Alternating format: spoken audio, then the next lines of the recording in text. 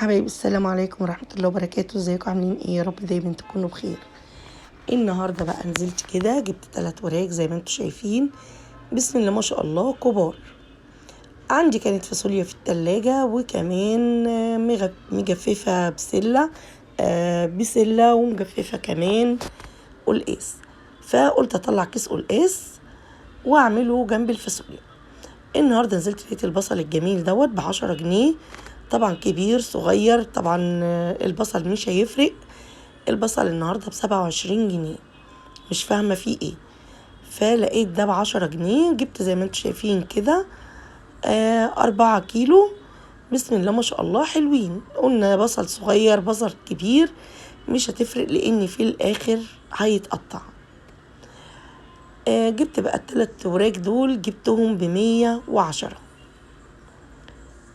انا عندي هنا يعني حاجة كده من عند ربنا، اللي جوزي وعيالي ما بيحبوش اللحمة كتير قدامهم ولا الفراخ كتير. فدايما كده كنت اجيب ال6 وراك لازم يفضل منهم، وتاني يوم ما بيتاكلوش. فالنهاردة قلت اجيب 3 وراك واعملهم معاكم كده بطريقة جميلة قوي. معايا كوباية زبادي، وكمان معايا زعتر فريش، ومعايا روزماري فريش، معايا بابريكا مدخنة، فلفل اسمر، توابل فراخ، ملح وفلفل. كل ده كده هنحطه زي ما انتوا شايفين، وكمان هحط معاهم معلقتين زيت زيتون. بعد كده هضرب كل الخليط، او معايا بصلتين كبار شوية علشان هيطعمولي الفراخ. عايزة اقول لكم طعم الفراخ فعلا كان خطير، بدون سمنة بدون زيت وبدون اي حاجة. هنعمل الخليط دوت وهنحطها في الفرن. عايزة اقول لكم ريحتها كانت جايبة اخر الدنيا. احنا طبعا مجففين الحاجة عندنا في التلاجة، بتنفع في وقت ازمة زي اللي احنا فيها دي. ما معناش فلوس، الفلوس على القد.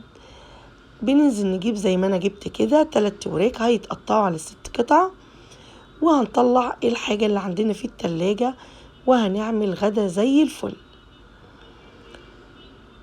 ضربت الخليط بتاعي كده، بس نسيت حطيت قرن فلفل كده حار معاها علشان الفراخ تبقى سبايسي. قلبت الخليط كده بتاعي، وكمان هنعمل له كمان هنا معايا قطيتين، ومعايا فلفل وكمون وبابريكا مدخنة ومعلقة زيت زيتون برضو، وهنضربهم في الخلاط. هيدونا كده، هنرشهم على الفراخ، وحطينا معلقة ملح صغيرة، وهنضربهم كويس جدا. بعد كده هنحطهم بقى كده على الفراخ، هتدينا لون بجد خطير. عايزة اقول لكم السائل اللي هينزل مع الفراخ مع الخلطة اللي احنا عاملينها دي كانت بجد جبارة. ممكن تحطوها على الرز، ممكن تحطوها على الفراخ تبقى صوص كده على الفراخ من فوق، بجد كان طعمها خطير.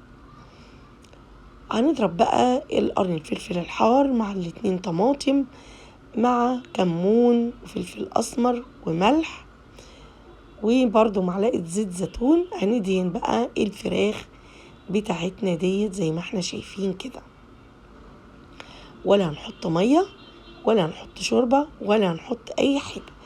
طب انت عملتي الفراخ على النشف، انت هتطبخي الاكل اللي انت هتعملي بايه؟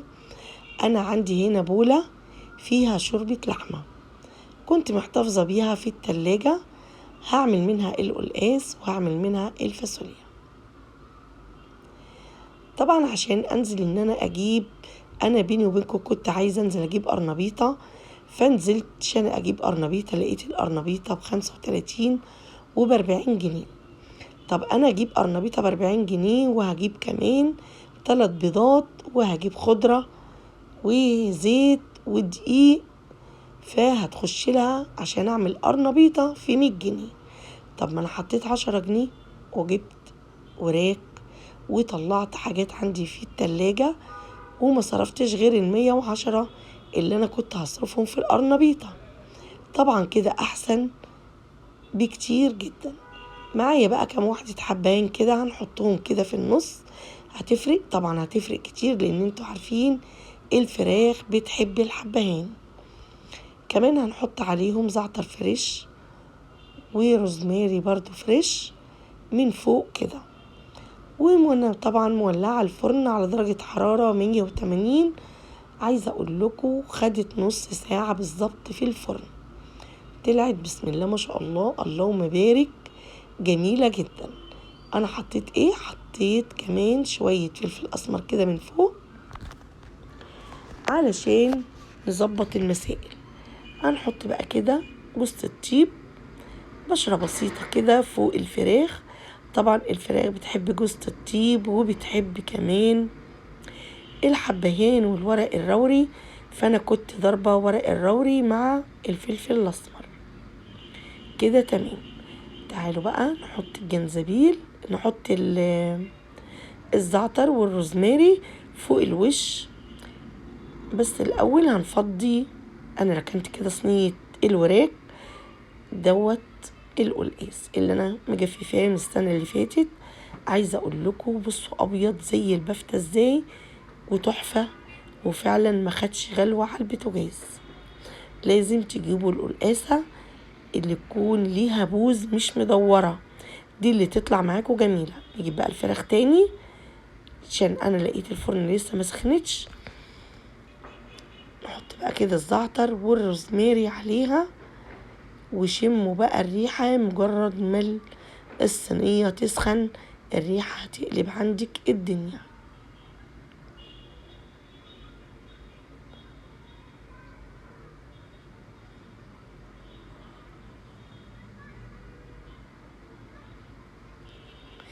طبعا معالم الصينية بتاعتنا استوت. كنت انا بقى خلصت كل الاكل. تعالوا بقى ادي القلقاس بصوا تحفة، الفاصوليا مخلل، والصينية الفراخ بتاعتنا عايزة اقول لكم تحفة جميلة جدا جدا. وكمان عملت رز ابيض، عشان كده دايما اقول لكم خلي بككوا فاضي وبيتكوا مليان. البيت مليان هتقدر تجيبي اي حاجة، لو نص كيلو لحمة وهتطلعي من التلاجة الخضار بتاعك او الرز بتاعك وتعملي الاكلة اللي انتي عايزاها. هتبقى اوفر معاكي بكتير جدا جدا من ان انتي تنزلي يبقى معاكي 100 جنيه تقولي ال 100 جنيه هتجيب لي ايه؟ هتجيب لي فراخ ولا خضار ولا طماطم ولا رز؟